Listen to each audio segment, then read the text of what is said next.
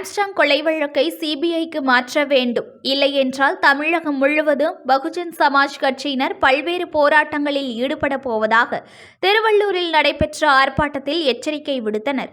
பகுஜன் சமாஜ் கட்சியின் மாநில தலைவர் ஆம்ஸ்ட்ராங் கடந்த 5ஆம் தேதி பெரம்பூர் பகுதியில் உள்ள அவரது வீட்டின் முன் மர்ம கும்பலால் சரமாரியாக வெட்டி படுகொலை செய்யப்பட்டார்.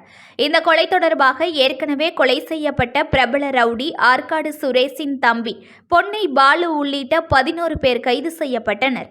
இந்த நிலையில் ஆம்ஸ்ட்ராங் கொலை வழக்கில் கைதானவர்களுக்கும் கொலைக்கும் சம்பந்தம் இல்லை என்றும் உண்மையான கொலையாளிகளை கண்டுபிடிக்க வேண்டும் என்று இந்த கொலை வழக்கை சிபிஐக்கு மாற்ற வலியுறுத்தி திருவள்ளூர் மாவட்ட அரசு மருத்துவக் கல்லூரி அருகே பகுஜன் சமாஜ் கட்சியின் சார்பில் கண்டன ஆர்ப்பாட்டம் நடைபெற்றது.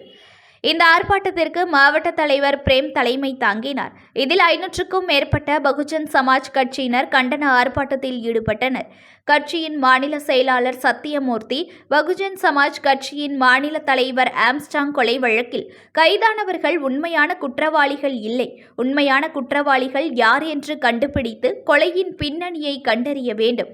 இந்த வழக்கை சிபிஐ அல்லது தேசிய புலனாய்வு அமைப்பு விசாரணைக்கு மாற்ற வேண்டும் என்பது பகுஜன் சமாஜ் கட்சியின் கோரிக்கை மட்டுமல்ல, தமிழகத்தில் உள்ள 75% கட்சியினரின் கோரிக்கையாக உள்ளது.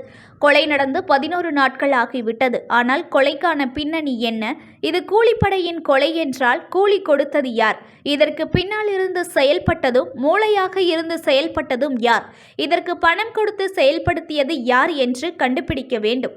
காவல்துறையின் மீது எங்களுக்கு நம்பிக்கை இல்லை. எனவேதான் இந்த வழக்கை சிபிஐக்கு மாற்ற உத்தரவிட்டு இந்த கொலைக்கான உண்மைகளை மக்கள் முன் வெளிச்சம் போட்டு காட்ட வேண்டும் என்றும் பகுஜன் சமாஜ் கட்சியினர் கோரிக்கை வைத்துள்ளோம். இந்த கோரிக்கையை நிறைவேற்றாவிட்டால் தமிழகம் முழுவதும் பகுஜன் சமாஜ் கட்சியின் சார்பில் சிறை நிரப்பும் போராட்டம் உள்ளிட்ட பல்வேறு போராட்டங்களில் ஈடுபட போவதாக எச்சரிக்கை விடுத்துள்ளனர்.